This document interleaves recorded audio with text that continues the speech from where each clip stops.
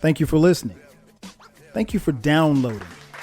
And thank you for subscribing to the latest edition of the 12 Kyle podcast. I'm 12 Kyle. Check this out. On this episode, we're going to take it back. We're going back to 1995. August 3rd, 1995. That was a pivotal day in hip-hop history. On that day, the second annual Source Hip Hop Music Awards took place. Now, if you know about the 95 Source Awards, you know a couple of things happened. You know that Outkast got booed. You know that Snoop Dogg grabbed the mic from Dr. Dre and addressed the crowd when they booed Dr. Dre. And you know that Suge Knight famously got on stage and dissed Puff. However, some of the things that were never talked about were some of the actual awards that were handed out that night. So on this episode, which is part one of 2 episodes that we're going to do, we're actually going to talk about the awards. We're going to talk about some of the things surrounding the awards and who we would have voted for each award. And of course, we'll get into the controversies. And I've got a special co-host riding with me on this one. My man Eclectik is back in the building. So sit tight. After the break, we will get this podcast jumping. Let's get it.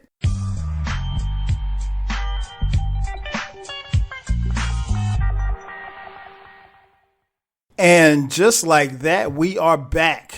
Ladies and gentlemen, thanks again for checking out the latest edition of the 12 Kyle podcast. Once again, I'm your boy 12 Kyle. And as always, man, we got a special co-host. Well, he's really not special, but we'll make him feel special anyway. You know him, the man on my left who's reciting he's deaf. Eclectik is in the building. E, what up, baby? Yo, MCs and my people call me Clank. What up? What up? What's good? What's good? Nothing, man. It's good to be back.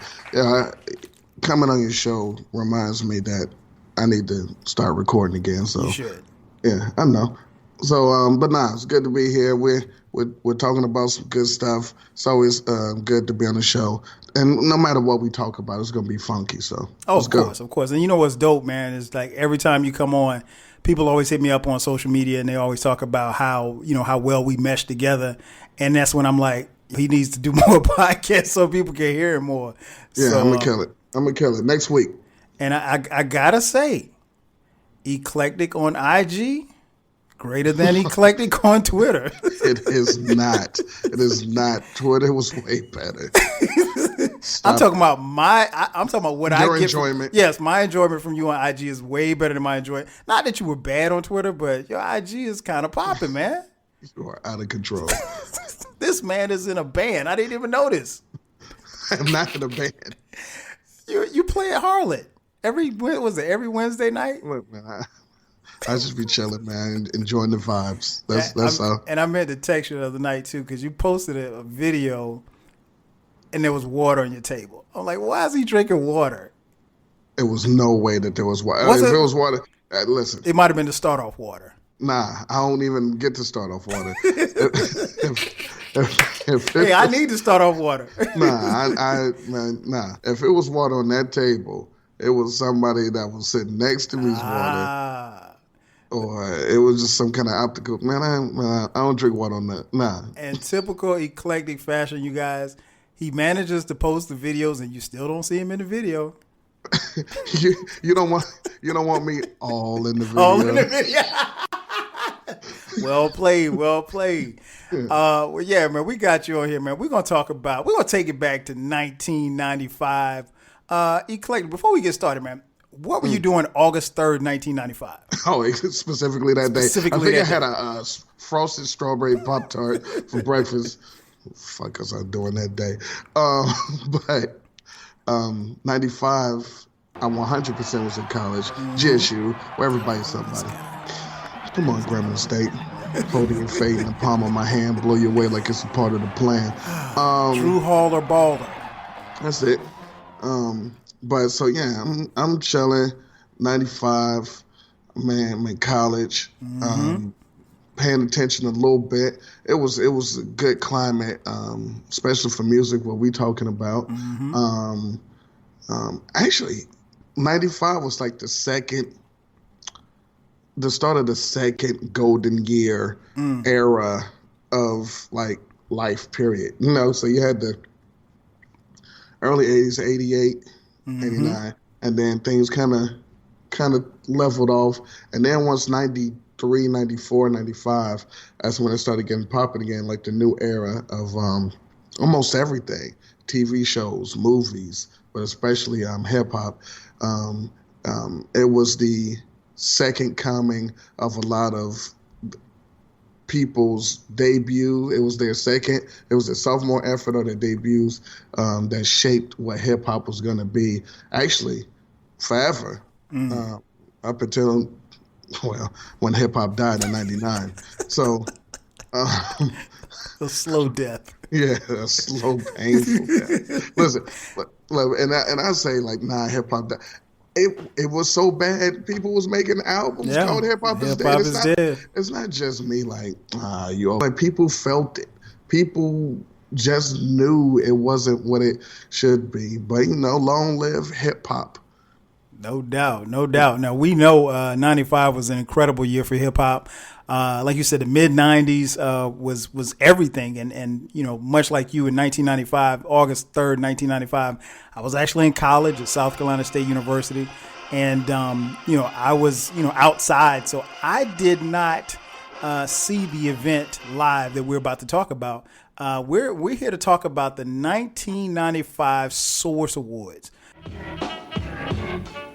And now, people all over the world, it's the Source Hip Hop Music Awards.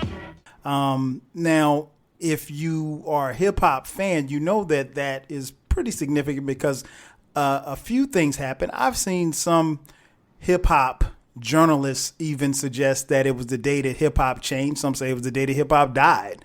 But we're gonna break it down. We're gonna actually do something a little different. We're gonna talk about obviously some of the events and quote unquote controversy that happened, but we're also gonna talk about the actual winners of these awards. Now, again, I didn't see it live. I saw it much later, and Eclectik didn't see it live either, but we're going to go over the nominees and the actual awards that were passed out that particular night and talk about those, as well as, some of the things that went down and, people getting booed and, people getting verbally assaulted on stage. So let's start right there. The 95 Source Award actually starts off with a death row performance.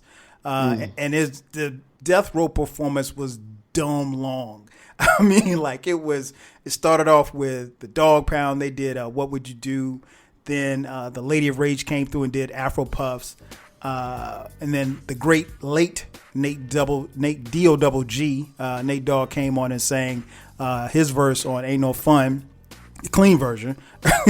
And then that was followed by DJ Quick with Dollars and Cents, who, if I'm not mistaken, wasn't on death row, but he was out there anyway.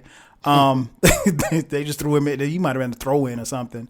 And then followed up by Snoop doing Murder Was the Case. So that's how the award show started. And you can tell just by looking at it, it was, the crowd was, they were somewhat receptive, but it wasn't hyped up. It wasn't amped up. And just keep in mind, for those of you who probably weren't around or maybe not even born in 1995, the West, up until the mid 90s, like E talked about, had it on lock. And then 93, 94, the East started coming back. And so that's what the kind of like the temperature was. So you could kind of tell that there was some, I hate to say tension, but it wasn't. If you look at it, and it's online for those of you who want to go actually watch the ceremonies on YouTube. But it was different. It was a different kind of show. So that's what started the show. The show was hosted by the great Ed Lover and Dr. Dre. So now they introduced the first award show, I'm getting tongue-tied here, the first winners of the awards. So the nominees were... Wait. Go ahead. Before you get into the nominees, there's a couple of things that I want the listeners to know. One, anything that he's going to ask me, I have no idea. Right. He told me to do no prep for this show. None. I opened the mic, and so what you're about to hear, typically when we're on the show together, we'll do a little prep. If it's a list we got to do, obviously we're going to do some research. If it's about a year, obviously we're going to do some research. And then everything is organic. But this is 100% organic. I have no idea what we're going to do. And that is why I had to stop him, because I wanted to tell you what I thought about the opening performance, because he didn't ask me. Okay, my bad. Please tell us. I thought it was really, really cool. Okay. I liked they had sales set up, and each performer from Death Row or West Coast, because of Quick, came out of their cell, did their performance, then went back in the cell. And I thought that was crazy. I thought that the Dog Pound sucked at performing. I thought they weren't that seasoned. I thought Rage and Nate Dogg did the best. And I hate Snoop, so whatever. He's terrible. He's a terrible person. He's a terrible rapper. He's a terrible performer. He's a terrible everything.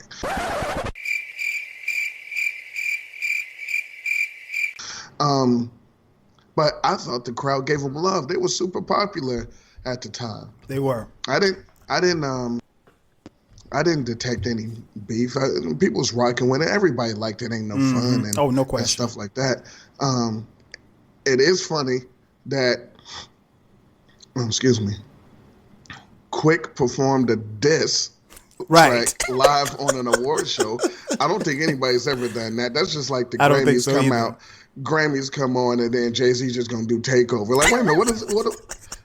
Nas in the audience like, wait a minute, what are we doing here? Right. Who let you up there to do that? Yeah. So I thought that was funny. Also, that might have been the first and the last time we saw Sam Snead. It was. And hot take. Go ahead. Hot take alert.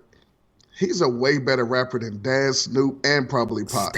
Stop it. He was. Sam Snead was pretty good, though. I know he was. Lyrically, he was better than Daz and Snoop. No. And he was definitely, he could have been better than Pac. Daz and Snoop can't rap. Come on, man. Come on now. They can rap. Yes. You don't like them, but it's cool. Snoop doesn't even write his... All right, so anyway. Also, Easter egg for anybody who has seen the award show. As I mentioned, they were all in cells before they performed. And did anybody, or since I'm talking to you, but listeners, put in the comments or tweet or Instagram us, did you see Tupac in the cell? No, Tupac was in jail. Tupac was in jail, and Tupac didn't sign to Death Row in 1995. Suge bailed him out, and then that's when he went to Death Row. But in that performance on the 95 Source Awards, when they're in the cell, at the very last cell was a big life-size cutout of Tupac in his own cell. Wow. Didn't even catch that. Yeah, it's just a little bit of trivia for everybody. Okay. Tupac was at the 95 Source Awards. That was a hologram. At the Death Row performance, yeah. He's a they did a cutout of him, and he's in his own cell at the end of the stage. See, that's why I have him on here. Not just because he's my man, but he knows stuff like, because I watched this and didn't even catch that. Wow. So yeah. So now you have the parameters. So no, he doesn't know what I'm going to ask him. So we're gonna get right into it. So after the performance, we have the nominees for the new artist of the year. Now keep in mind that this is from, I want to say from 94 to 95. I want to say it's from September 94 to, it's a year's time, but I think it's from September to the following. Yeah. So the year. It's so like March or something. Yeah. Exactly. So album, and I'm assuming that the albums had to be submitted, or the people for the nominees had to be submitted. So with that being said, The nominees for Best New Artist of the Year Solo. The Notorious Blige. Heard of him. Method Man. Saw him before. Warren G. That's old boy with Nate Dogg. And The Brat. A tat tat on that ass. Yeah. And the winner was Biggie. So if you're choosing, who are you taking?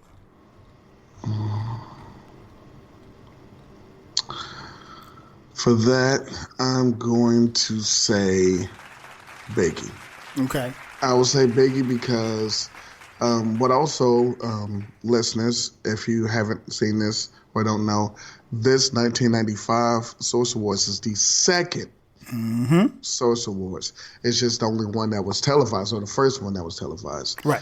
And so I give it to Biggie because in 94, Wu-Tang won, and Meth got his props, and Biggie was a big thing in 94 and 95. So I give it to Biggie. I have no beef there. Yeah, I think it would have come down between Big and Meth, but I'd have to give it to Big too. I think he was just at that particular time he was on a roll. The album was out and he had been pretty much everywhere, and I think in a sense, even though Meth was the I hate to use the word star, but he was the star of Wu-Tang, he still had to share the shine to some degree in some people's eyes with the rest of the members of the clan. But but his solo album, which is an album that I like really a lot, it was I thought it was really, really dope. To Cal still is one of those banging albums from that particular year. But I would give Big the nod over Meth. And I don't think, over the landscape of things, I don't think people, really had much issue with Biggie winning. So that was the first award that was handed out. Up next was the Best New Artist of the Year group. Okay, so first they did the solo, then they did the group. Now, here are the nominees. Bone Thugs and Harmony. East 99. Outkast. 1999. Hey, Southern Playalistic. Ill and Al Scratch. The greatest first side A of a tape that came out when it came out. The first side of that tape is incredible. Side B, Stop it. Just stop it. From the fiery pits of hell, it's the rap level, years underground sub level with the devil. Come on. Brothers want to know, can Al get busy? Of course not. I just want to know, can Ill get... He'll tell you now with the bang, boom, pow, don't sleep on the Jeep type creep, whippy style. This guy. Come on. And last but not least, Smith & Wesson. Home of the original gun clappers. Yes. So those were the nominees for Best New Artist of the Year group. And the winner was... Drum roll.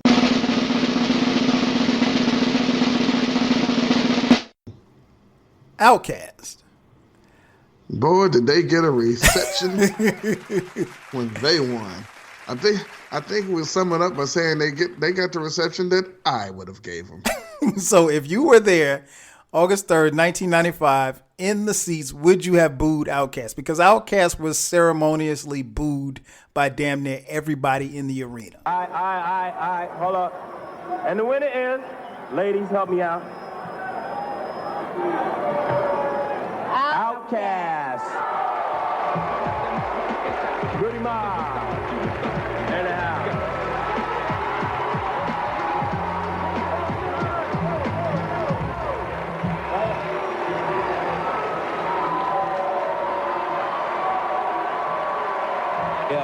Yeah.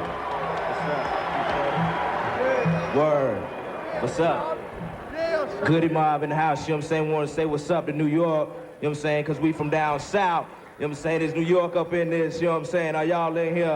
You know what I'm saying? This y'all city. You know what I'm saying? We just want to say, you know what I'm saying? We'll say what's up to all the original MCs out there, people like that who got their own stuff. So what's up, Dre? Yeah, first of all, you know what I'm saying? We want to thank God, just, you know what I'm saying, dead serious, because if it weren't for him, you know what I'm saying, we wouldn't be here. But it's like this, though. I'm tired of folks, you know what I'm saying? Them closed-minded folks, you know what I'm saying? It's like we got a demo tape and don't nobody want to hear it, but it's like this, the South got something to say. That's all I got to say. Yeah. Nah, I'm going to tell you this, because I remember this. I wouldn't even boo them, because I didn't hate them then. I just didn't like them. But I did 2 of my 4 songs that I like by them are on that album. So I would have just been like, all right, I don't agree, but I wouldn't have booed them. But boy, was it funny. Also, what I remember is, was it Pepper? Pepper. It was Salt and Pepper. Yeah, Salt and Pepper and Kid from Kid and Play, they actually announced the winner. I don't even remember. And they sounded so, well, you wouldn't remember. They were so disgusted. Yeah, because she read the thing and she was just like, and the winner is Outkast? Like, yuck. Yeah, they weren't impressed at all. They weren't impressed. So before we go into a deep dive about this, I'll ask you, E, if you're the judge, you got to make that call on who wins that award. Who are you handing the trophy to? All right, now it was Outkast, L&L, Bone Thugs, Smith and Wesson. I probably would have gave it to Bone Thugs, and I'm not a Bone Thugs fan either, or at all. Like, I've never purchased their music. Really? I don't have any of their songs in my Serato or iTunes. No First of the Month? No nothing? No, I hated that song. I have more Outkast songs in my iTunes than I do Bone Thugs because it is 4-0. I have 0. But if I'm basing, I would have gave it to them. Okay. Just off the strength, put it like this. At that awards, Bone Thugs performed. Mm-hmm. And they had to go through like 3 or 4 songs. And the crowd loved it. The crowd was rolling with it. Outkast didn't even perform, which probably is a great thing, but they went on stage, and even if they did go on stage, remember, at that time, they only had that album. That was it. Album. You're right. They wouldn't have been able to do 3, 4, 5 songs like that and got that reaction. So I would have gave it to Bone Thugs. So here's how it would have shaken out for me. I definitely would have given it to Outkast. But I will say that, like you mentioned, as far as Bone, the East 99 album was dope. I actually bought that album. But the weird thing for me with Bone is that, like, I bought that album and the second album as well. But like, you just didn't care about your money. Man, you know how it was, man. When music dropped, man, we had to cop. If it dropped, we was gonna cop. It's just, and plus I was getting CDs for free at that time. So, okay. Take me. Well, I mean. All right, man. Shouts to the 5-finger discount. Yeah, go ahead. Statute of limitations passed, right? Mm-mm. Oh shit. So gotta go pay for 1 and get 7. So that's how it was. Oh shit. Was it a Random House? No, I had a partner that worked at a record store. All right, go ahead. So I would give it Outkast, man. Southern Playalistic Cadillac Music was a dope ass. Bangs to this day, one of my favorites. And I think, I've spoken about, Outkast and their significance, to what that album and what they did for the South. But I will say this, I was, like everybody else, really, really surprised at, what happened. And obviously we remember Andre's 3000 getting up on stage and saying, the South got something to say. Which is so shut up. But I mean, what else? But when you look at that, what else could he have said? Because nothing. He could have said thank you for the award and went off the fucking no, he stage really wanted to say like fuck all everybody of y'all. else. That's what he wanted to say. But he was in New York, so he couldn't. South got something. They got something to say, and the South been running it ever since. I mean, so really, he was very kind of prophetic, if you will, and I think yes, he was. And I think, but I think that was a defining moment for, not just Outkast, but for Southern acts because, for a long while in hip hop, they weren't respected because, nationally there was, the acts like Luke. And, so for a long time, Southern music was just known as I'm glad you said that. Go ahead.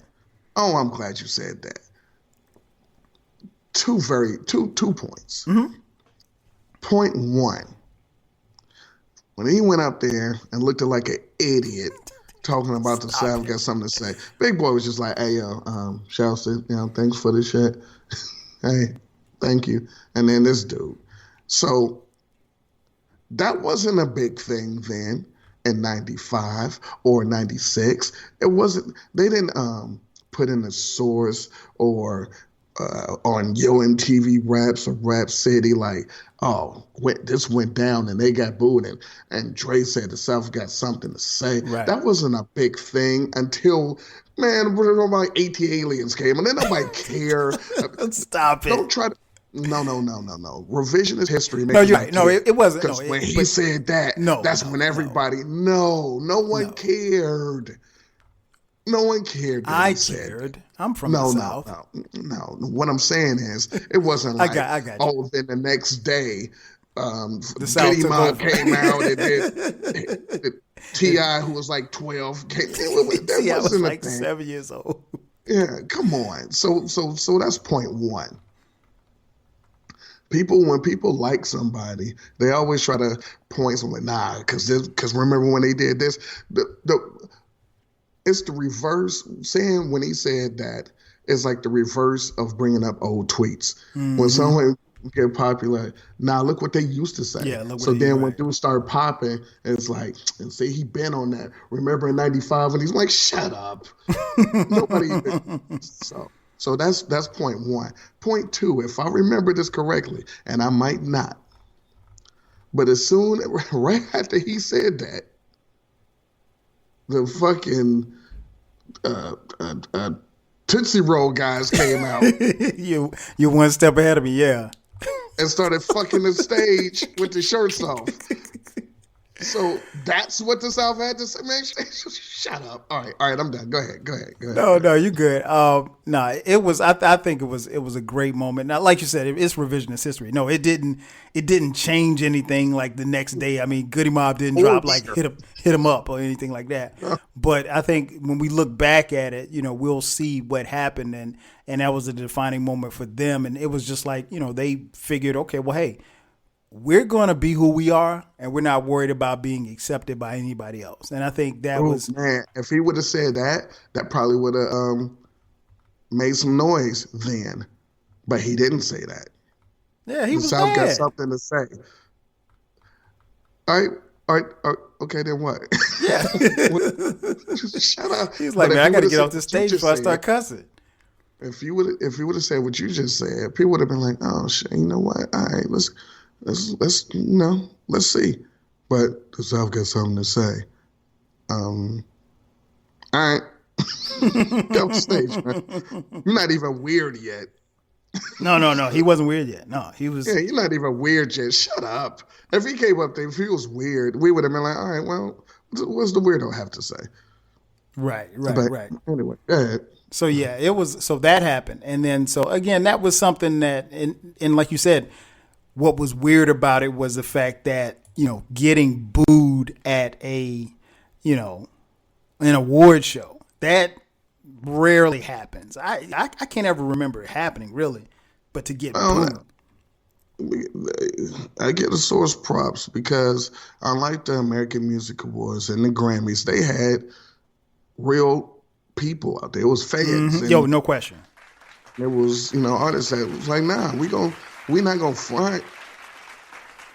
you know. And you know, one could say, well, the awards was in New York, so you know they had the New York bias, which I'm not saying that they didn't, but I mean the source was based in New York, so they wasn't going to be in L.A. and anywhere else wouldn't have made any sense. Mm-hmm. Yeah, that's true, So, and that's something that I think people can't afford to lose sight of, because you're right.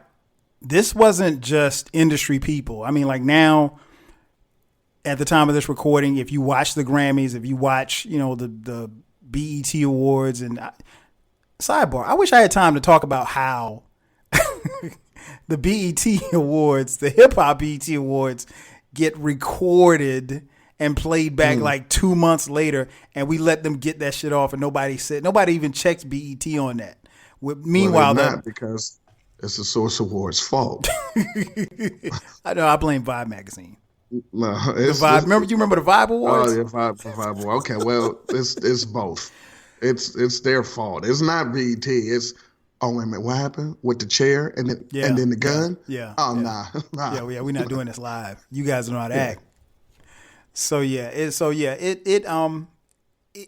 so we go from that to like you mentioned, they get booed, and they go to commercial and they come back and they have a performance by the 69 Boys doing the Tootsie Roll, which was interesting in and of itself. Followed by a performance with whoa. You're not glossing over the 69 Oh, I mean, Boys if you want to talk about the 69 Boys, we can talk about them. I 100% want to talk about the 69 Because I really don't Boys want to. performance. Go ahead. Everyone, a few things. One, this performance would and could never happen now.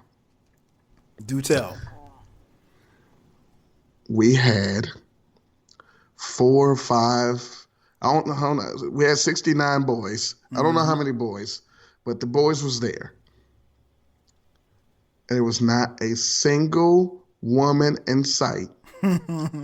But everybody on that stage was twerking and popping their ass.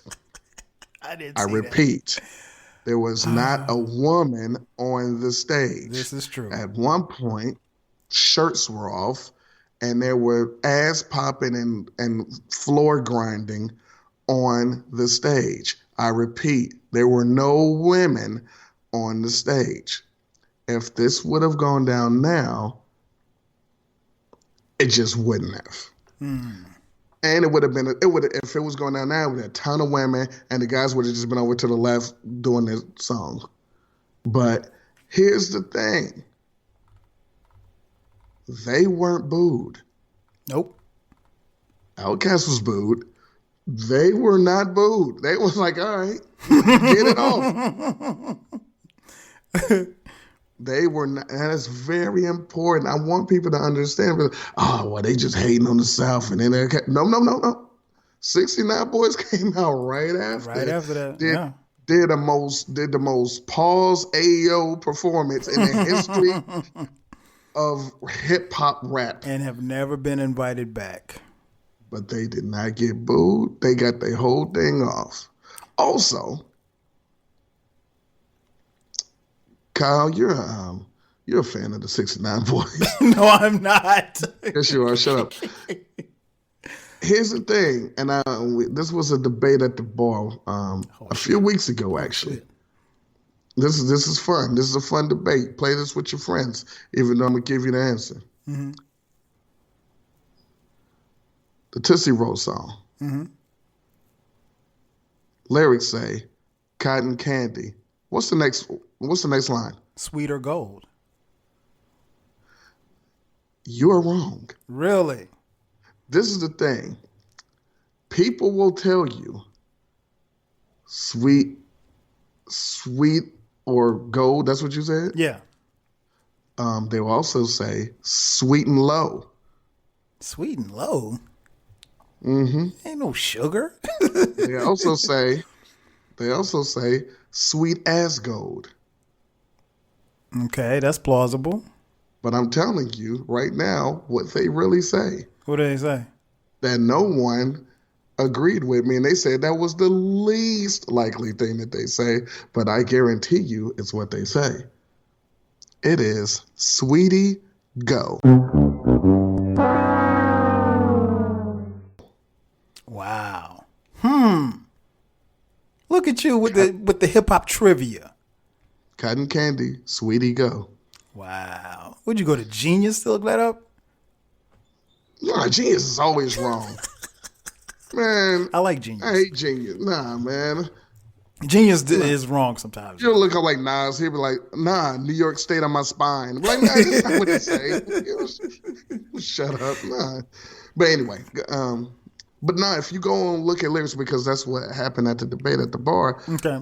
Like 4 different lyric pages, 4 different answers. Wow. But anyway, go ahead. You didn't want to talk about how dope and baller the 69 because boys they were. weren't. And again, they weren't invited back to anybody's award show ever.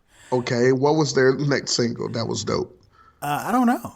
Exactly. That's why they weren't invited. Now they had no song. I actually saw them in concert last year. I told you he was a 69. No. They were at the Freaknik concert. Hey, of the 69 boys, guess who the 12th one is? He the 12th boy. You don't know that this was almost called the 12th boy podcast. They were at the Freaknik concert, and they were a throw in again, and they actually were pretty good. But this time they had female dancers, and they did no dancing because they're old and fat. So that's take it for what it's worth.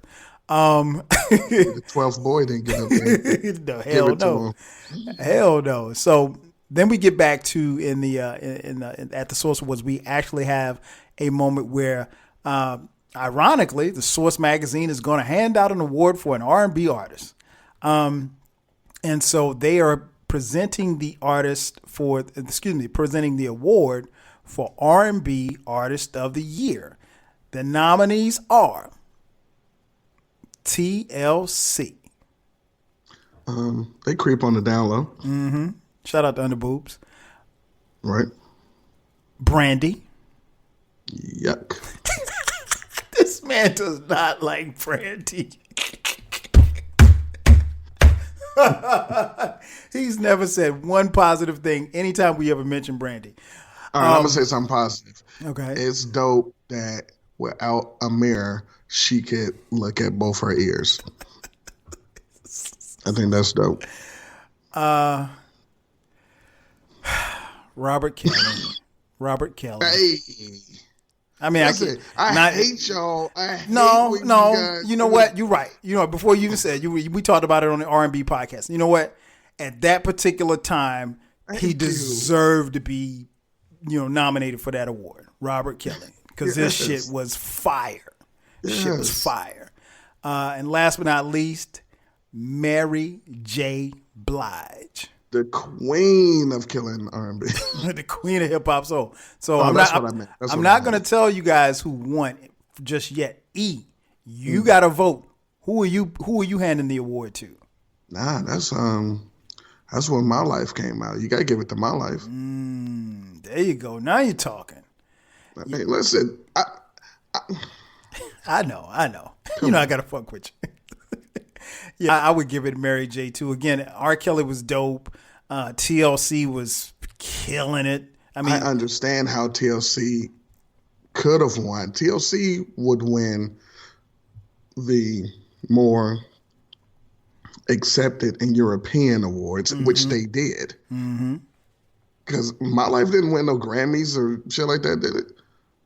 I don't think it did. Nah, that's a good question. You had to get the hood. Of course. Yeah, come on. Yeah, so I mean, TLC was dope. Brandy was popping. She was bubbling a little bit. Monica should have been up there. R. Kelly again he had hot shit back then. And but yeah, I'm giving it to Mary J. Blige, hands down. She's winning. This award actually was presented by. This is when we had the clip of ODB. Actually, they actually let ODB present an award, which was funny in and of itself. But yeah, I'm giving it to Mary J. Blige, one of my favorite artists of all time. First, 4 albums? First four releases, yes. Incredible. Anything after that, man, it's a single here and there, but y'all can ultimately keep it. Kind of checked out a little bit myself. Maybe we need to do a podcast about why we stopped listening to certain people. I'm down. Oh yeah, I'm down for that too, because we got a long list of people we stop fucking with. So we had that, and that was again a great look, a little different because again, it's the Source Awards actually, honoring an R&B artist, but I mean Mary J was definitely more than just R&B, and like you said, she had love everywhere. So, the next part of the award was the Pioneer Award. And 1995's Pioneer Award went to Run DMC. For you. Fresh. Yes, sir. Yes, sir. Your thoughts on Run DMC, man? I mean, I know we could do a whole podcast on Run DMC, man. Just your thoughts on them getting the Pioneer Award. Of course, it was Run DMC, and of course Jam Master Jay were all there to accept the award. This is when Jam Master Jay was still here with us. Rest in peace. But your thoughts on Run DMC getting this award from the Source Awards?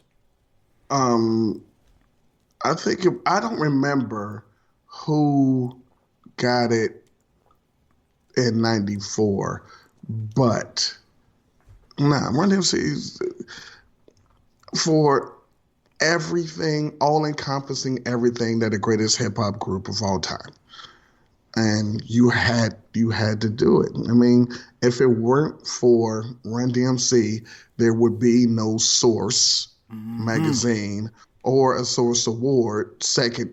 It just wouldn't be. And nothing will change my mind about that. Rap and hip hop wouldn't be. It might not even be. They're the equivalent of Bird and Magic saving the NBA. I mean, there might have been some people rapping, but it wouldn't be where it is. It's impossible. Oh, so. No question. I agree. I agree 1,000%. I mean, Run DMC was, my introduction to rap, and hip hop, and they were the epitome of the ultimate hip hop group, B-boys. I always laugh when I think about it because for a long time in my house, raising kids, my kids didn't know who Run was. They just thought he was the cool dude on Run's house. Like they didn't know. They didn't know. They only associated him with his kid. It's like, oh, that's Diggy's dad. Like, and that's Angela and Russell's and JoJo's dad. So he's definitely Angela's dad now because you look at Instagram. Like, oh yeah, and Vanessa. Like, oh yeah. Oh my gosh, they have grown up for real, really grown up. But that's another story for another day. Yeah, can't put that on air. So yeah, it was good to see that, man. I mean, it's still tough for me to see, them without Jay, because that's what we grew up on. I mean, I go back to 1984 with Run DMC and watching the Rock Box video, and I just remember me and a couple of my friends, we wanted to be like those dudes, man. And anybody I think that started listening to hip hop in the mid to late 80s, Run DMC was one of the torchbearers for the genre. And, of course, then you got Crush Groove. So, I mean, like this award, how sometimes we watch award shows and people get these bogus awards that really don't deserve it. I mean, it gets no better than it's aptly named the Pioneer Award. There probably weren't any bigger pioneers at that particular time than Run DMC. So no, you get no argument from me on that one. And then the Source Awards is still, moving on. After the Pioneer Award, it comes time for the Lyricist of the Year Award. Hip hop. Yes, sir. Yes, sir. The nominees are Big Mike, my personal favorite Southern rapper. Wow, didn't expect that. Redman. From Doc, come on. The Notorious B.I.G. Frank White, rolling. Nas. Q Borough's finest. Of course. Now, the trophy's in your hand. Thank you. Who are you going to give this to? I'm giving it to the best lyricist, Nasir Jones. I don't. It was the lyricist of the year, right? Yeah, lyricist of the year. Lyricist, not rapper of the year. Lyricist of the year. And again, remember the time. We're talking 94 to 95. Yeah, you say lyricist of the year. Right. Lyricist of the year. So that year, I'm giving it to the best lyricist, which is Nas. Same here. Same here. I'm giving it to Nas without a doubt. Unfortunately.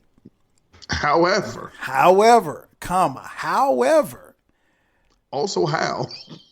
Yeah, the winner was Notorious Blige. And Black and ugly as ever, however. he did it for Brooklyn. That's what he said. Yeah. Your thoughts on him winning over Nas That and Big Mike? Listen, people sleep. I mean, it was no bullshit. He is my favorite Southern rapper. But fucking Redman, personally, I think Redman's a better lyricist than Big. But I mean, whatever. Wait. But is Redman better than Big Mike? Yes. Okay. Just had to ask. Yes. Well, thank you for asking. So, Big Mike is the second best Big in that list. Okay. So, all right. Is Big Mike the best, most lyrical ghetto boy? Yes. No, he's not. But go ahead. All right. So, that felt like a popularity / let me make them feel good award / Nas killed it last year at the Source Awards. So let's just, you know what I'm saying. But there's no planet, there's no alternate or mirror universe where Nas isn't the best lyricist out of that list that year. Preach. Yeah, so nah. That was a snub. What Big Pun say? It's so hard. Take off my drawers and jerk me like the Source Awards. I remember that line. That shit had me rolling when I first, because you don't get it at first, and then you're like, right. That's pretty good. Oh, that was a dope line. Yeah, I'm with you, man. I don't understand. Well, looking on it now, I understand how and why Big got the award. It's just he shouldn't have. He shouldn't have. And one thing that they did announce at the end of the broadcast was how the ballots were calculated, and they did use fan votes. Benzino. I mean, say no more. So it goes back to what you just said. It was a popularity contest. Nas is extremely popular, but he wasn't as popular as Biggie at that particular time. Well, that plus something very important, which could sway the votes. What's that? This is the 95 Source Awards. Mm-hmm. Biggie's album came out. Nas didn't have it was written until 96. This is true. So Nas was in so between. So he didn't have an album, even though, boy, he was blazing every feature and every mixtape. Every clue. Man. Yeah. On G. Everybody. Yeah. SNS, Green Lantern, Tony Toka. Yeah, man. I'm with you, man. It was definitely a popularity contest. And again, that's no knock to Big. And I know you Big fans are going. I mean, don't get me wrong. I'm a big fan too. But Lyricist of the Year, I think, to E's point, that if Biggie got the nod, it's strictly because his album came out that particular year or in that time frame in which they did the voting or whatever calculations. But if we're going to talk lyricists, if we just going lyricists, Lyricists. Because let me just double check. The I'm looking at the award. It says Lyricist of the Year. Yeah. If we're going Lyricist of the Year, then you got to give it to the best lyricist. Lyricist. Yeah, that's what. Funny concept, right? So that's not. Also, listen, and I'm saying this for the third time. My favorite Southern rapper, but how he get nominated? What's happening? What's going on with the nominees? I'm glad you said that, because when I went back and, as I was doing some research for this, when I went back and actually watched this, I didn't know what the nominees were. I knew who the winners were, but I didn't know who the nominees were. So I actually sat and watched this. And when Big Mike came, I was like, huh? I just said it real loud. I was like, huh? Big Mike? That could have been Math. That could have been Keith Murray. Yeah, we're talking 95, 94, 95. Yeah, it could have been CL Smooth. It could have even been Common. He was still Common Sense then. Right. It could have been. But listen, I will say this. A wise man once said, fly hoes and chains and swanking things. Yeah. Big Mike. Yeah, I like Big Mike. Mike. He's not my favorite ghetto boy, but I like Big Mike. So that's how the Source Awards is rolling at this point. Next up, we had the award for the Video of the Year. So we go from Lyricist of the Year to Video of the Year. The nominees are Natural Born Killers, Dr. Dre and Ice Cube, Snoop Doggy Dogg, Murder Was the Case. I wish it was. Coolio, Fantastic Voyage. Come the fuck. And Craig Mack, Flavor in Your Ear. Great song, not a dope video. Yeah, so we're talking videos. We're not talking about the songs. So these are probably the worst videos of the best video didn't even get nominated. Okay, so what? Yeah, before you even tell us your answer, what video did you think should have been nominated? It should have had to Give It To You by the Brat. That video is crazy. Oh, okay.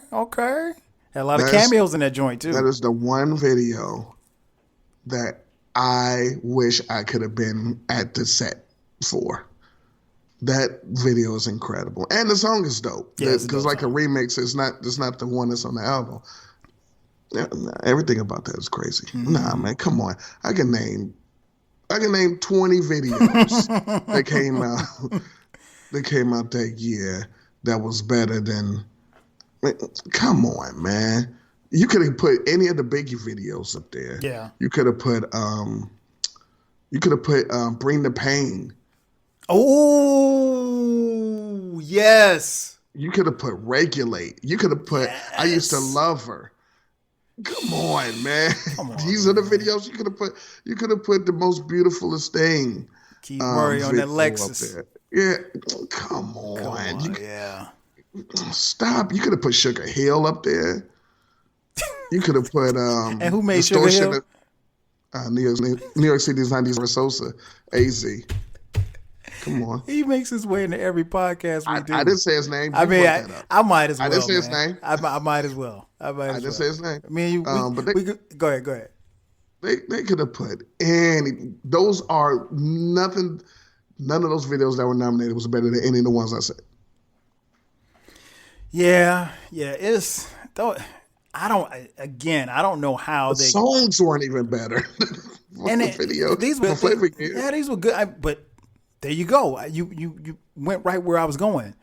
Flavor in Your Ear was a dope ass song with an incredible remix, but the video, it's not video of the year material. No. Fantastic. Come on, man.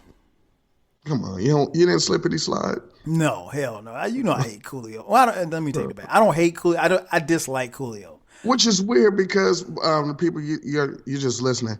Kyle wears his hair like Coolio. I did never, ever in your life see me with my hair looking like that. But yeah, so ladies and gentlemen, Kyle and Skylar both wear the I would never have Skylar say it like that. She killed me. So the winner was Dr. Dre and Ice Cube for Natural Born Killers. I mean, if you're going to do it, you might as well do it off of nostalgia, and they back together and they did a video, I guess. Yeah, if it was mine, I'm giving it to Forever Year. At least it wasn't stupid. The other ones were just stupid. I would probably give it to of the four, I'd probably give it to Natural Born Killers too. But that's just of this four. Now, again, I don't think this was the best video of that particular time, but, Dr. Dre wins the award. And, of course, Dr. Dre comes on stage and, here come the boos.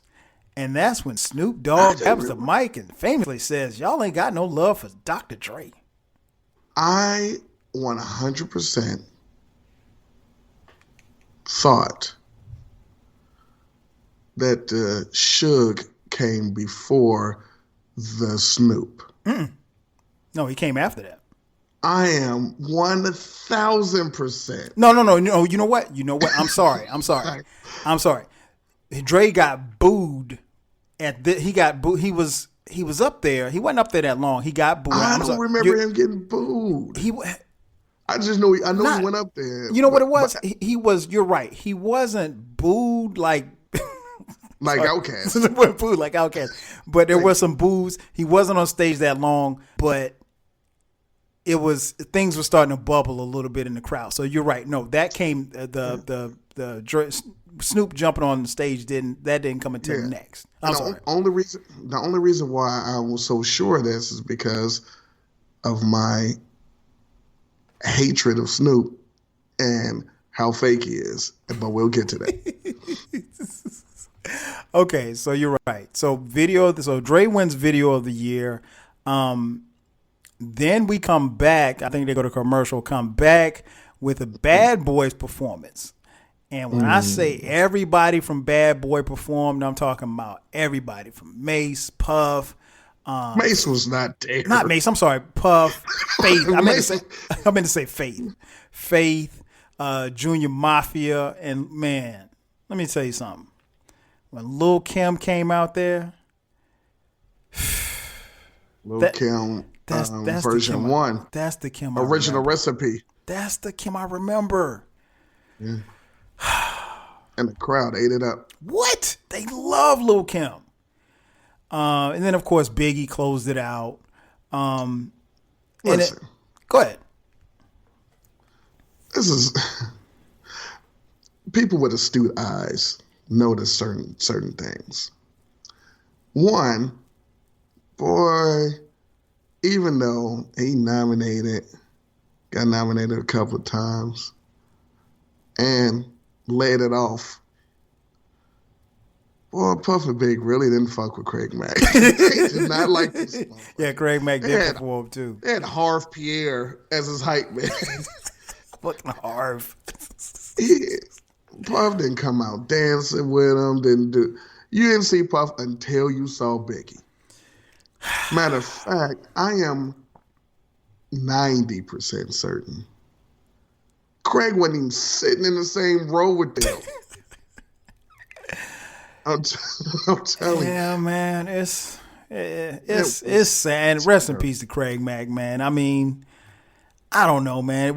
You and I talked about it before, I think on your podcast. It just, what could have been and what probably should have been with Craig Mack. Biggie got the shine, and Craig Mack had, a dope. Biggie had the shine, and Craig had the bigger song. Yeah, he had a dope first album. I mean, hey, man, well, it's crazy. Yeah, it's crazy. But also noticeable, they just skipped Lil C's whole verse. And they didn't even have him. They should have. Come on. They were pressed for time. He wrote it. Big wrote it. They were pressed for time. They had to get to Kim. They gave Total the one verse. Yeah, Total performed. You're right. Faith came out. Faith. They got it up for Faith too. Mm-hmm. Yes, they should. Well, I mean, For that Faith album and that My Life is neck and neck in my life. So slept on. Loved, but so slept on by the masses.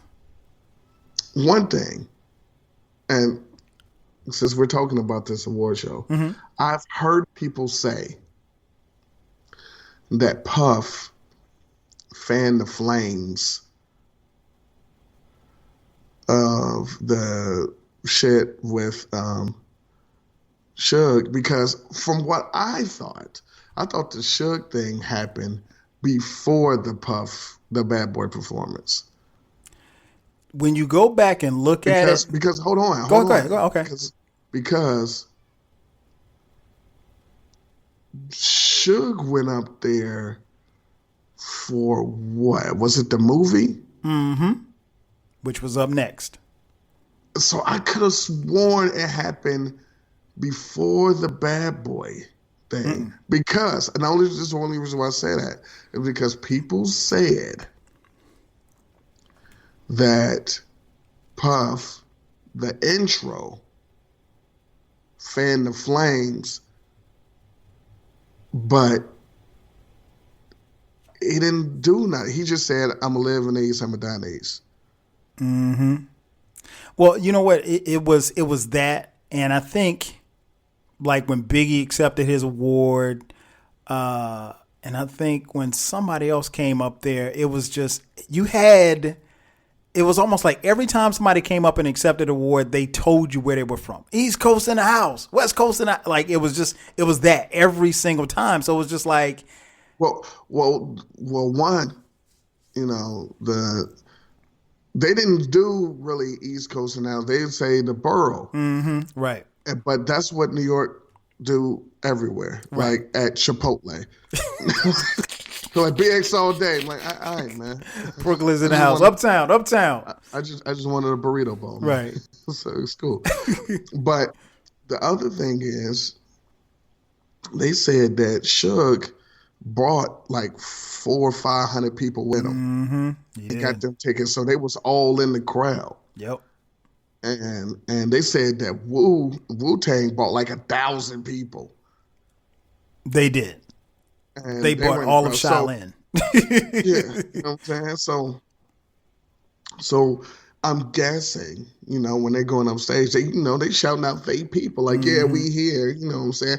I personally don't think it was a fuck New York or fuck LA thing. I think it was just, hey, it's like when you go graduate, you go look in the crowd for your people and get them the fist pump and everything. You ain't saying fuck all your other classmates.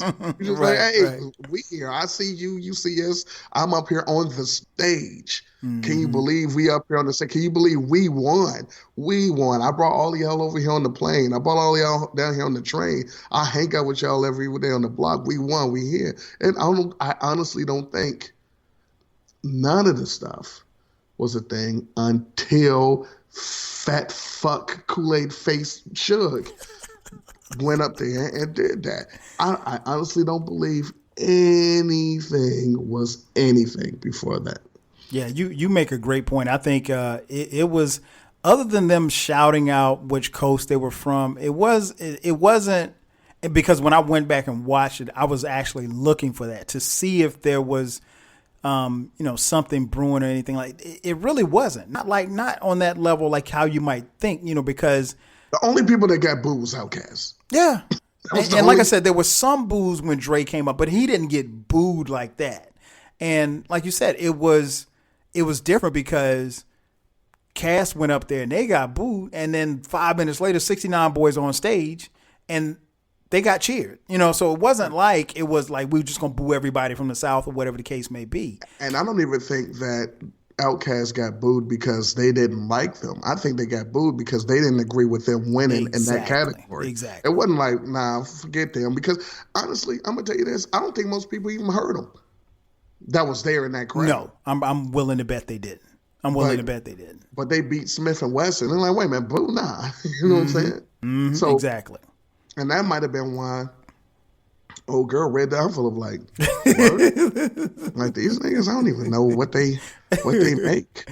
And so So again, I think it's revisionist history and is misunderstood. It's like, nah, see, they ain't focused. The South got something to say. Like, okay, great. We just didn't think you should have won this award. Just like how Biggie shouldn't have beaten Nas and the Lyricists. It's not personal. No, that's what they should have booed for. I remember hearing a rumble.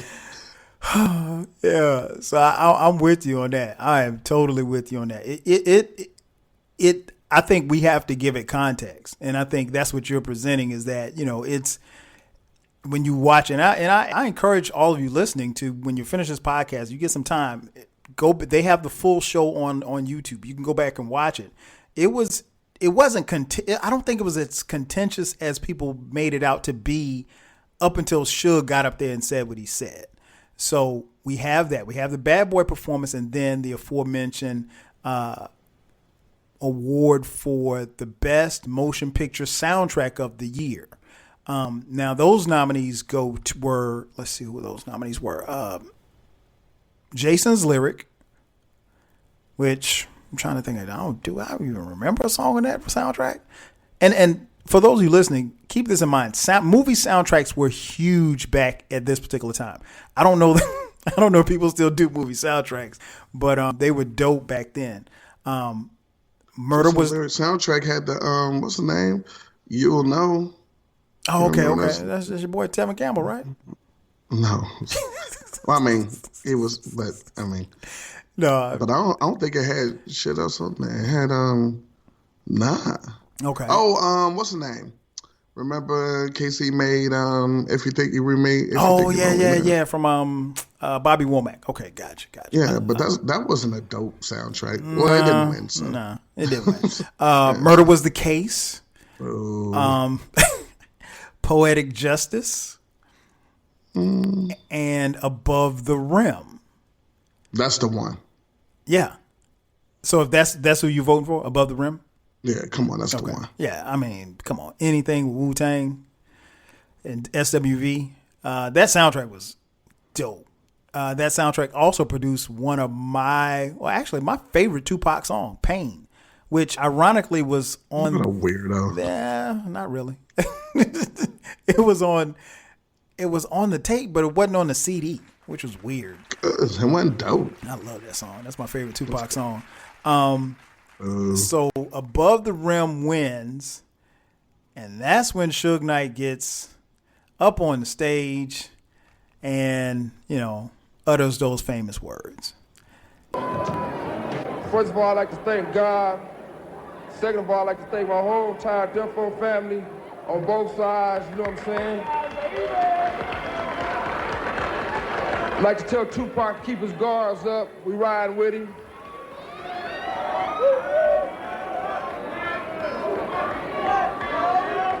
And one other thing I'd like to say, any artists out there want to be an artist and want to stay a star and don't want to have to worry about the executive producer trying to be all in the videos, all on the record, dancing, come to Death Row.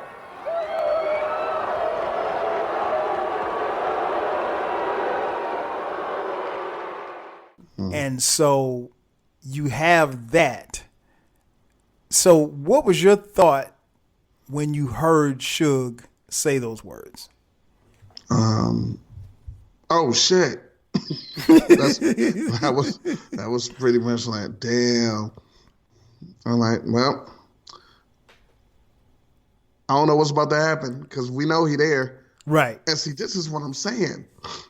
No. It happened. I do not believe that happened before the performance. Yeah, it is. Go back, check it out. I mean, after the performance, I thought he performed after he said that. No, they have it. Actually, they have it time stamped on here. The Bad Boy performance was at the 44:11 mark, and the motion picture. Shit, look at you. Yeah, you know I do my homework, man. Not really. The Suge thing was at the 56:55 mark. So. All right, but I was just like, yo, that's wild. I don't know why you're going in because again, if you look at the show, nothing, this entire show up until this point said anything about L.A. or West Coast or Dre or Snoop or the words Death Row wasn't even mentioned since they performed at the beginning of the fucking show. So up until that point, nothing. So then when that happened, you like, first you're like, oh shit, but then you're like, where'd that come from? Like, that's exactly what I said. Why would you even? What? That's the equivalent of him going up on the stage and just telling everybody how much he liked Domino's pizza. Just like, what? Why are you up here saying that? Well, number one, why are you up here anyway? So, I was thinking the same thing, but I think he was the executive producer, I think. Yeah, no, the Brother Real soundtrack was on Death Row, the song. Okay, I mean, the album. But it's like, you the money. Do you buy? Man, Dre don't get up there because didn't Dre go up there with him? No. He was up there. I want to say with Sam Snead. Sam Snead, yeah. Or no, it wasn't Sam Snead. It was the other weird dude. Something boy. Danny Boy. Yeah, I think it was Danny Boy. Wow. I got a good memory. You do. But something boy. MC something boy. Oh man, see, look, now I got to come out of retirement. Now I got to be young Lil MC something boy.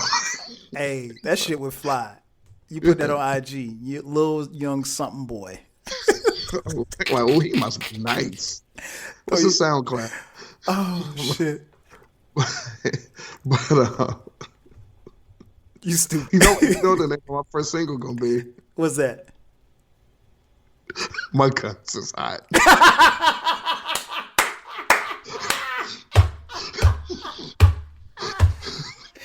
My guns is hot. Your guns are cold. Yo. Oh God. All right. Oh man, that was a good one. I told y'all he gets off a good one every now and then. Seems like one every podcast. Oh man, that's funny. But nah, it was just like, where'd that come from? Because it was really no beef up until that. Mm-hmm. And really, I always joke around and say he could have been talking about Jermaine Dupri too. I mean, we know he lied and said he did. Yeah, but come on, Suge, we knew. Like 20 years later, yeah, he said that. Come on, Suge, we knew who you're talking about. All in the videos, dancing. You know, I thought just like you, when I saw it, I was like, oh shit, like why did you do that? Like it was. When you look at it and you think about it just in the context of in which you're looking at it, you don't see that coming. And like it really came out of left field. And, you know, Suge literally drew a line in the sand basically. And we'll talk about this a little later, but you know, the whole East Coast, West Coast thing, as far as like where it went and why it was what it was, particularly for those of you who weren't around or, you know, were too lame to come outside. But yeah, it was. This is why it's all bullshit. This is why it's all bullshit. Because not only, or firstly, it came out of nowhere. For the rest of, I'll just say, for the rest of that show, every time someone that was not from the West Coast went on stage, say, yo, we all good. Everybody's good. We love everybody. Right. They ain't got nothing to do with nothing. No smoke.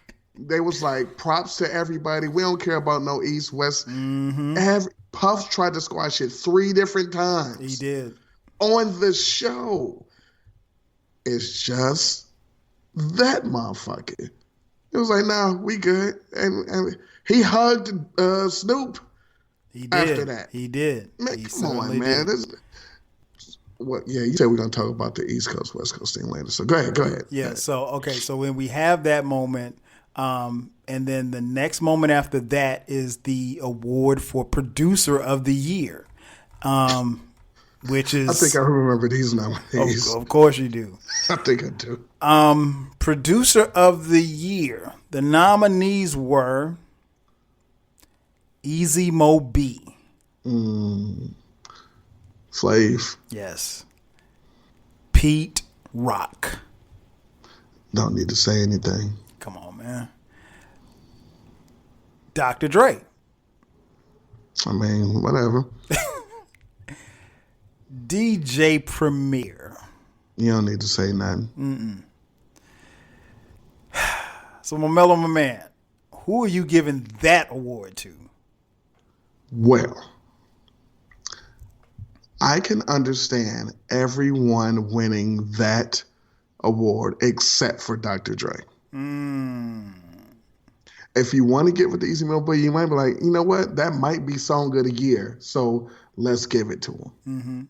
If you want to give it to Primo or Pete Rock, you be like, look, you nominated Biggie for everything.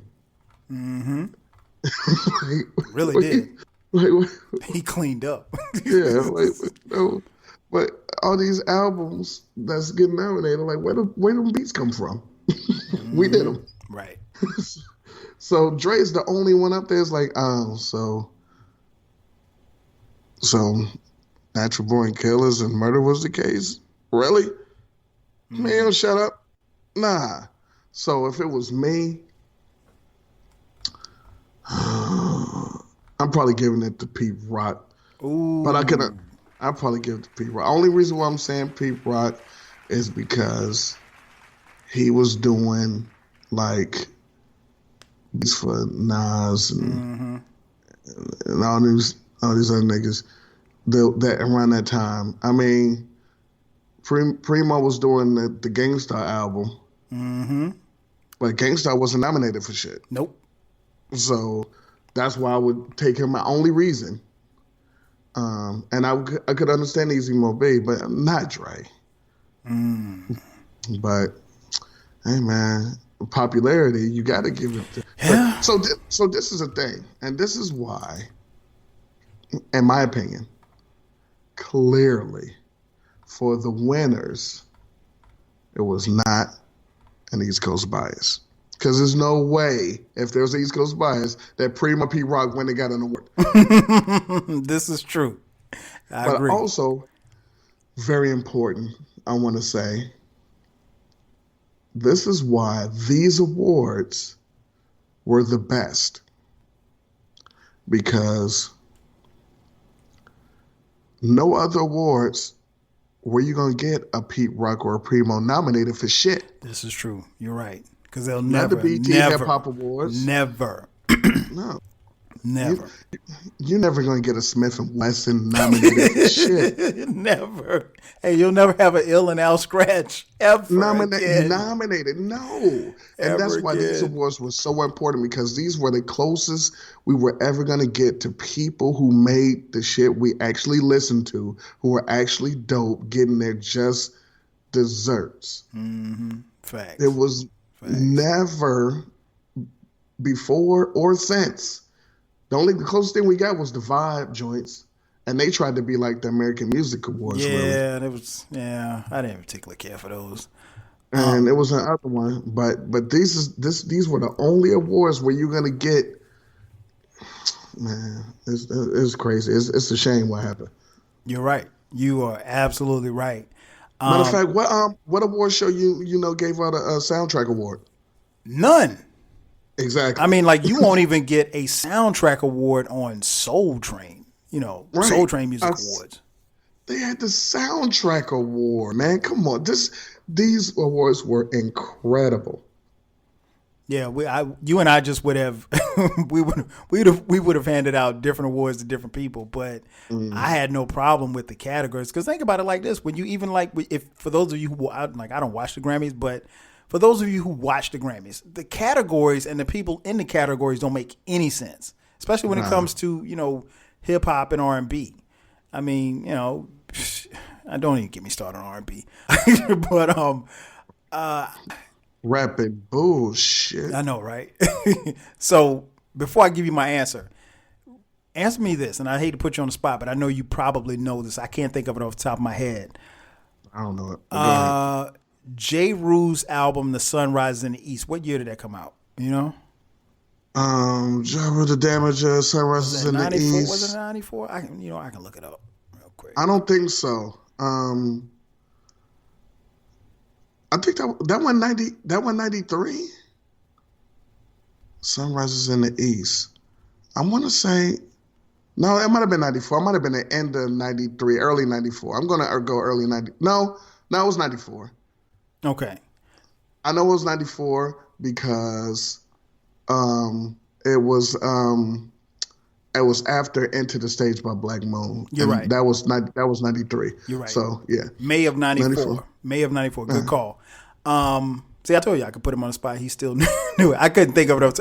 I couldn't remember if it was 93 or 94. That album was produced by DJ Premier.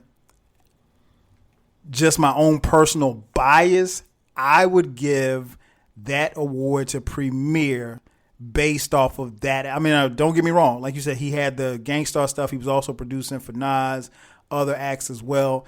I have to believe that this didn't make the cut for the awards. Probably. I'm willing to bet that it didn't because there's no way Come Clean wouldn't have been up. Because Come Clean came out in 93, so they got an award the year before. Okay, you're right. And I think Ja Rule got something. At least got nominated the year before. So I think it missed the cut. Okay, so that would explain it because I couldn't see giving Dre, and don't get me wrong, I thought Dre was, incredible back then and still is to this day. But at that, we're talking about context, so we have to talk about that particular time span. To me, it's between Primo and Pete Rock. And, Pete Rock, like you said, he did Nas. He also did, at this particular time, Pete Rock and CL Smooth were still making albums. So, yeah, I'm going Primo. Fucking Dre won Producer of the Year 94 Source Award. Okay. Man, get out of here, man. Yeah, so if that's the case, no, I'm not giving it to Dre. It's got to go to Premier. And again, no bullshit though. What's that? I forget the nominees because I don't be knowing shit. But you know who won Lyricist of the Year in 94? Who? Snoop Dogg. I would have to see who he was up against for Lyricist. Again, Lyricist. I'm guaranteeing you, since Illmatic came out, who he was up against. Nah, man. Yes. Illmatic came out that year. Nah, I know. Maybe I'm assuming they didn't submit it. Because there's no way. The entire Wu-Tang album came out with Snoop. One. Oh my gosh, that's crazy. Lyricist of the Year. He's incredible. He's my favorite. Hey, so what happened when Snoop went up? I mean, when Dre went up to get his award? So Dre goes up to get his award. He goes to think that there's some scattered boos in the area. Because Dre just beat Primo and Pete Rock. Yeah, and this is being held in New York City. So you can understand. Now, this is where there should have been some boos if there were going to be any boos. Because, again, I can make a case for Pete Rock. I can make a case for Premier. You make a good point. A lot of Easy Mo B's stuff was the Bad Boy sound. And if Bad Boy's winning all of these awards, by theory, Easy Mo B should at least be in the conversation. And maybe that's why he was nominated. Yep. But no. And that's no knock on Dre. But nah. Dre not win. You could put Dre in second place. You could put him in third place. No, Dre's not winning this award. I'm sorry. And it didn't look good. So Dre wins the award, goes up to accept, and Snoop Dogg takes the mic from him.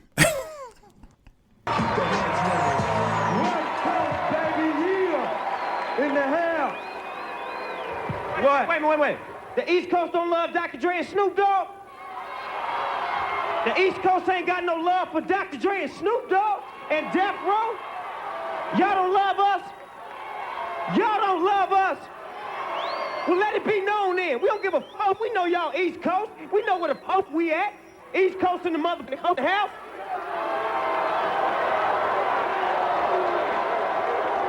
Yeah, check this out. Check it out. We trying to make music for everybody to enjoy, you know what I'm saying? I gotta give a shout out to my homie Big Suge for paving the way so I can make my music. Shout out to everybody at Death Row once again, and we out.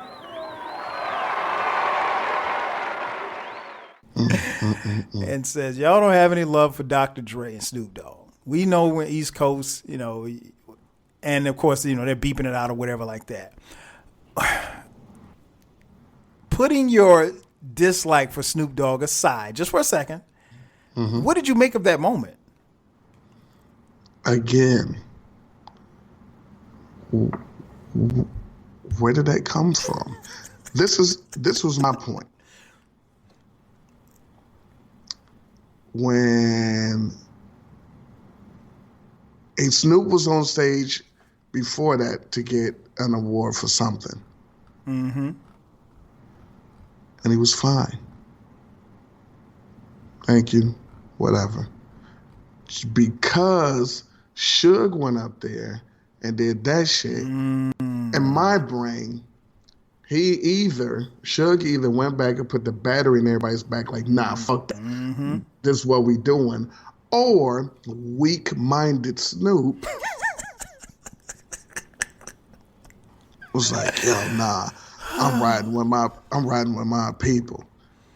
And nah, fuck that. I'm gonna be hard now because somebody got my back because I weigh 7 pounds.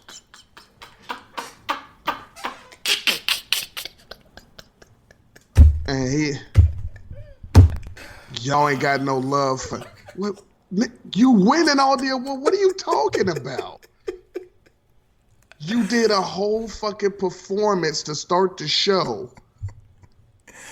But they ain't got no love for him. Yeah, but you should have said something then if you would have felt that. Well, shut up, you fuck. So that annoyed the hell out of me. I'm like, man, so now all of a sudden, let it be known and we know where we at. Yeah, everybody, yeah. Ain't nobody's saying nothing to you. But the more you acting like an idiot, now we got to boo and like, get the fuck off the stage. Right. If he would have just went up there and said, hey, yo, thank you. The DPG. West Side. Or LBC, yeah. Okay. That's it. All right. Nobody cares. Nobody cares. Right. And Dre was up there, hey, I want to thank you. I mean, he straight took the mic out of his hand. Hold up, Dre. Man. Oh, man. Yeah, it was gasoline on the fire at that point. Now I will agree with you. Now I love Snoop. You don't like Snoop. I will say this much. You're right. He was either emboldened by, what Suge said, and, it just kind of put the battery in the back. But, it goes back to what you said earlier.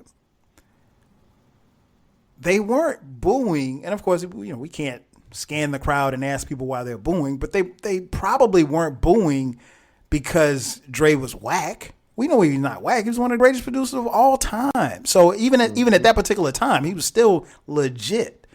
So no, they weren't booing for that, but I wanted to put that in context, and one of the reasons why we're doing this podcast, particularly for those who weren't around at that particular time, I want you to understand that category, was a tough one.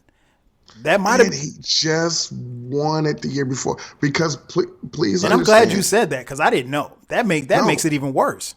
It's about to make more sense to you though, because understand,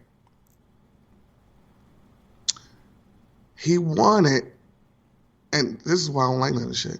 He won it. He also won Artist of the Year because remember he had album The Chronic. That was 94. Mm-hmm. Wow. So listen, he won for The Chronic. He won Producer of the Year because of The Chronic.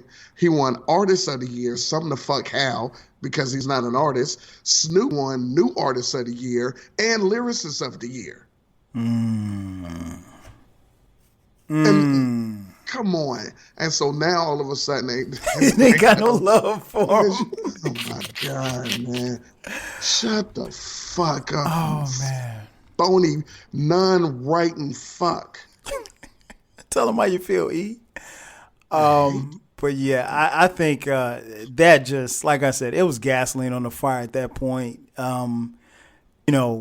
I think what's interesting is if you ever get a chance to hear other artists, maybe artists who weren't even being nominated or performing that particular night, but were there, hearing them talk about it. Like I remember hearing Questlove from the Roots talk about it because the Roots were there.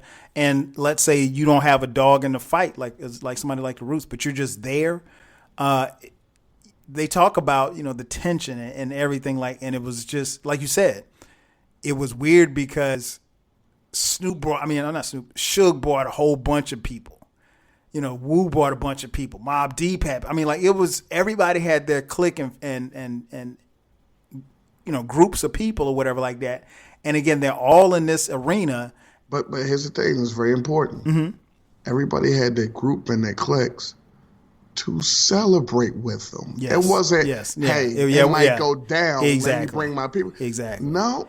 It was there. They were there for the celebration. You weren't there for the beef. You were there because up until that point, it really wasn't a lot of beef, to be honest. Nah, it wasn't until Sticky Fingers shut the ceiling during Throw Your Guns in the Air live on stage. People was like, yeah, no. Right. So I tell you what, that is a great place for us to end this part. We'll come back with part 2. So I want you to keep listening, of course. So that's going to do it for us. But again, we will be back with part 2. So for my man Eclectik, I'm your boy 12 Kyle. We'll catch you guys on the next one. 5 G's. Rah. Cheer.